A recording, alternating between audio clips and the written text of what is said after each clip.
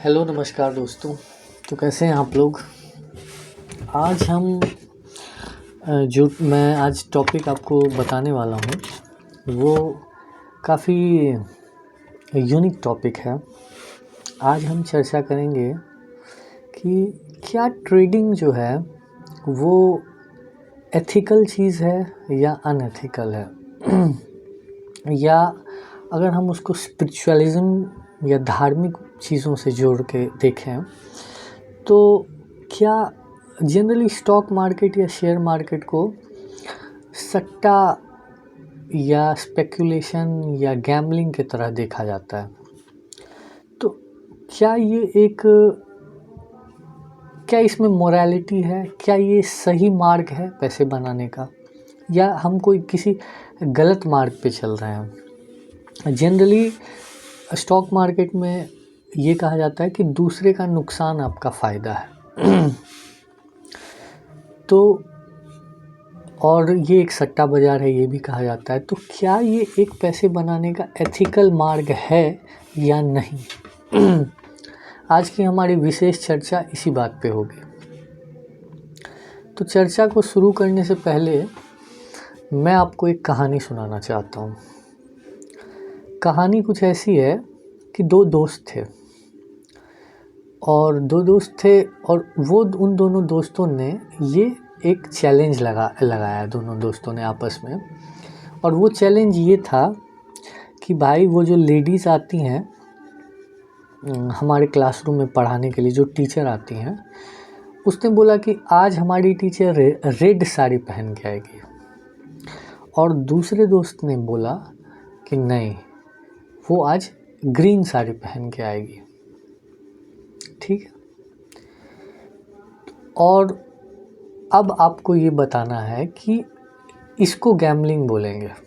इन दोनों दोस्तों ने जो लगाया आपस में चैलेंज, तो अब इसका निष्कर्ष क्या निकलता है। मैं ये पूछना चाह रहा हूँ आपसे कि क्या उस टीचर को, जो लेडी टीचर है, क्या उसको साड़ी पहननी छोड़ देनी चाहिए, क्योंकि वो दोनों जो उसके स्टूडेंट हैं, वो बच्चे, वो आपस में चैलेंज लगा रहे हैं उनके साड़ी के कलर को लेके। तो इसके कारण ये तो नहीं हो सकता ना कि वो साड़ी पहनना छोड़ दे। ठीक इसी तरह स्टॉक मार्केट में लोग उसको गैम्बलिंग बना देते हैं। आपस में लोग एक दूसरे के साथ उसको मिलके उसको गलत तरीके से जो है करके उसको गैम्बलिंग बना देते हैं। इस कारण से स्टॉक मार्केट बंद नहीं होगा। तो स्टॉक मार्केट एक तरह का इंस्ट्रूमेंट है जिसको कि बहुत अच्छे से एनालाइज करके, बेहतरी के साथ देख के, समझ के आप उसमें जाओगे। आप समझो कि एक ट्रेडर की जर्नी 1-2 साल की नहीं होती है, उसकी जर्नी मिनिमम 10 से 15 साल की होती है। और उस जर्नी में उसको हर एक चीज़ सीखना, समझना पड़ता है, एनालाइज़ करना पड़ता है। डेली आप को एनालाइज़ करना पड़ेगा, डेली आपको चुनना पड़ेगा, तब जाके आपका एक स्मॉल प्रॉफिट होगा। स्टॉक मार्केट, अगर आप इस माइंडसेट से आ रहे हैं कि ये एक पैसे बनाने की मशीन है, या ये एक जो है ये एक ऐसा इंस्ट्रूमेंट है कि आज हम इसमें आए और कल करोड़पति हो जाएंगे, तो आप बिल्कुल गलत रास्ते पे चल रहे हैं। ऐसा बिल्कुल नहीं हो सकता है। अगर आपके पास 25 से 30 लाख रुपए हैं, तब जाके आपका कहीं 50,000 या 1 लाख रुपया महीना, आप बहुत, वो भी अगर आप में बहुत नॉलेज है, तब जाके उतना अमाउंट आपका बन सकता है। और काफ़ी रिसर्च, काफ़ी देखने समझने के बाद मैं ये बात बोल रहा हूँ आपको। ऐसा अगर आप सोचते हैं कि आज ये 10 रुपये का स्टॉक लिया और हम 1 साल के बाद करोड़पति बन जाएंगे, तो आप बिल्कुल गैम्बलिंग के रास्ते पे चल रहे हैं। ये बिल्कुल मुश्किल है। मतलब अगर आपने वो पैसे आपको मिल भी गए, आप कल को मानिए आप 10 का लेके आप करोड़पति बन भी जाते हैं, तो उस माइंडसेट के साथ आप उस पैसे को दोबारा लगाएंगे और आप सोचेंगे दोबारा मैं इससे कुछ पैसे बना लूँ, जो कि आप फिर लूज़ करने वाले हैं। फिर वो आपका आगे वेल्थ बन नहीं पाएगा। तो अब इसको अगर आप स्पिरिचुअलिज्म से जोड़ के देखें, अध्यात्म से जोड़ के देखें, तो अध्यात्म में कहा गया है कि ये एक 4 पिलर होते हैं धर्म के, जो हमको शिव भक्ति या हरि भक्ति से दूर लेके जाते हैं। सबसे पहला पिलर है जो हमें हरि भक्ति और शिव भक्ति से दूर लेके जाता है, वो है मांसाहार। दूसरा है नशा। तीसरा है किसी भी अन्य नारी के साथ संबंध बनाना।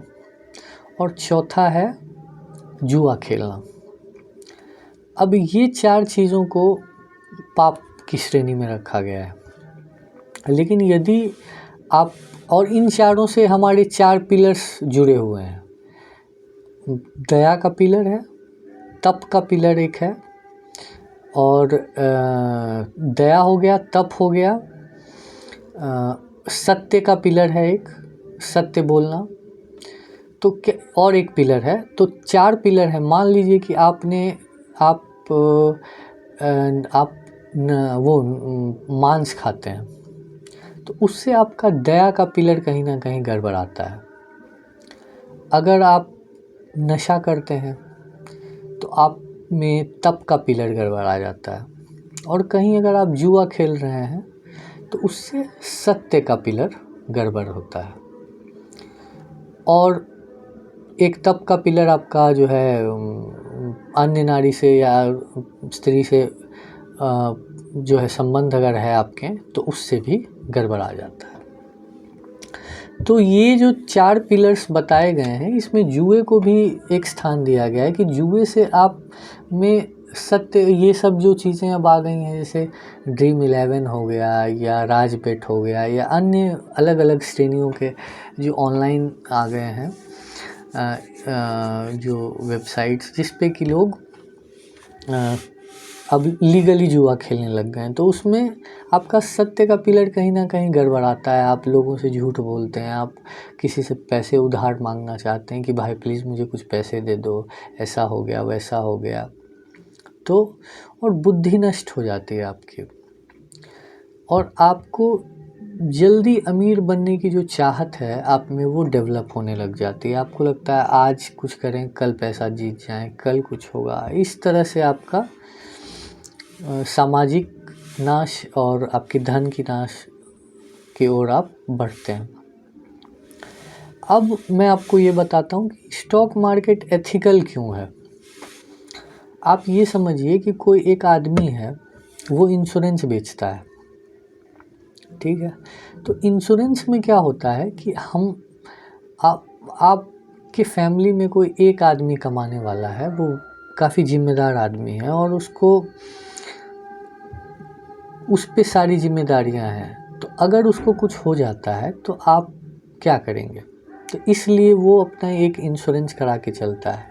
वो क्या करता है, अपना रिस्क इंश्योरेंस कंपनी वालों पे डाल देता है। तो ऑप्शन सेलिंग हो या ऑप्शन बाइंग हो, रिस्क को मिनिमाइज करने के लिए ऑप्शंस का निर्माण किया गया स्टॉक मार्केट में। बल्कि मैं ऐसा कहूँगा कि स्टॉक को हेज करने के लिए, हेजिंग का मतलब यही हुआ कि आप अपने रिस्क को किस तरह से मिनिमाइज़ करके चलते हैं कि अगर मान लो कि कल को क्रैश भी आ गया स्टॉक मार्केट में तो आप बचे रहें। उसको बचाने के लिए ऑप्शंस का निर्माण किया गया, लेकिन फिर भी लोग उसको ऐसा गैम्बलिंग की तरह करने लग गए। तो गैम्बलिंग तो वही हो गया ना जो मैंने आपको टीचर वाली स्टोरी बताई, कि आप उसको किस तरह से कर रहे हैं उस पे बहुत सारी चीज़ें डिपेंड करती हैं। सपोज़ आप, एक और उदाहरण मैं आपको दूंगा कि महाभारत में कहा जाता है कि शकुनी जो थे उन्होंने युधिष्ठिर के थ्रू पांडवों से सारे राज्य ले लिए, सारे कामकाज ले लिए, सारा कुछ उनसे, एक वो लोग पांडव जुए में हार गए। अब आप यहाँ पे एक चीज़ समझिए, शकुनी जो थे उनको पता था कि ऐसे पासा फेंकने पे क्या आएगा, उनके हाथ में कंट्रोल था उस चीज़ पे। तो शकुनी ने जुआ नहीं खेला, जुआ पांडवों ने खेला, पांडवों को कुछ पता नहीं था। तो अगर आपको उस गेम के बारे में या उस चीज़ के बारे में पता नहीं है, तब वो गैम्बलिंग हो जाता है, तब वो जुआ हो जाता है। लेकिन अगर आप उसको सोच समझ के, स्टॉक मार्केट तो एक ऐसी चीज़ समुंदर है जिसको आपको सीखने में बहुत सालों लग जाएंगे। अगर आप इंटेंस या रिगरसली सीखेंगे तब भी आपको सालों लग जाएंगे। आप तुरंत इसको नहीं सीख सकते, तुरंत आपको पता ही नहीं चलेगा चीज़। तो चीज़ों को पता लगने में चूँकि काफ़ी समय लग जाता है, काफ़ी एनालाइज करके आप सोच समझ के एक डिसीजन लेके और बहुत कम पैसे बनाते हो। ऐसा नहीं है कि स्टॉक मार्केट में जो आता है वो रातों रात करोड़पति हो जाता है। अगर ये कोई बोलता है तो वो कम्प्लीटली झूठ बोल रहा है, बकवास है। एक ट्रेडर का जर्नी इस तरह से स्टार्ट होता है, जब वो मार्केट में आता है तो पहले सीखने के लिए वो बहुत कांटों भरे रास्तों पे उसको चलना पड़ता है। और वो जब वो कांटों भरी जर्नी को पूरा करता है, सीखता है, समझता है कैसे करना है, क्या करना है, क्या पैटर्न काम करता है, कब एंट्री लेना है, कब एग्जिट लेना है, तब जाके वो कुछ स्मॉल अमाउंट एक निकाल पाता है। तो इस तरह से आप ये निष्कर्ष निकाल सकते हैं कि स्टॉक मार्केट एक तरह का एक ऐसा इंस्ट्रूमेंट है जिसको आप सीख के, जिससे आप कुछ पैसे बना सकते हैं। लेकिन ये सोच लेना कि अगर मैं स्टॉक मार्केट में आ गया तो मैं हर दिन 1 लाख रुपए, हर दिन 5 लाख रुपए बनाऊंगा और मैं अरबपति हो जाऊंगा, ये बिल्कुल गलत है। आपको कभी मिलेंगे ट्रेड्स, आपको लूज़ होंगे। और अत्यधिक लोभ करना, किसी पैसे की लालसा रखना, ये सब स्टॉक मार्केट में पतन के कारण होते हैं। आपको हमेशा ये समझ के चलना होगा कि मार्केट तो भाई उसी को पैसा देगा जिसको लालसा नहीं है, जिसमें कोई ग्रीड नहीं है। तो आज के लिए मुझे लगता है कि मैंने काफ़ी ज्ञान दे दिया। तो आज के ज्ञान के प्रवाह को यही रोकते हुए आज के एपिसोड को मैं यहीं ख़त्म करना चाहूँगा। मिलते हैं आपसे नेक्स्ट एपिसोड में, किसी दूसरे विषय पे चर्चा करेंगे। तब तक दीजिए मुझे आज्ञा। मुझे देखने और सुनने के लिए आपका बहुत बहुत धन्यवाद। Thank you.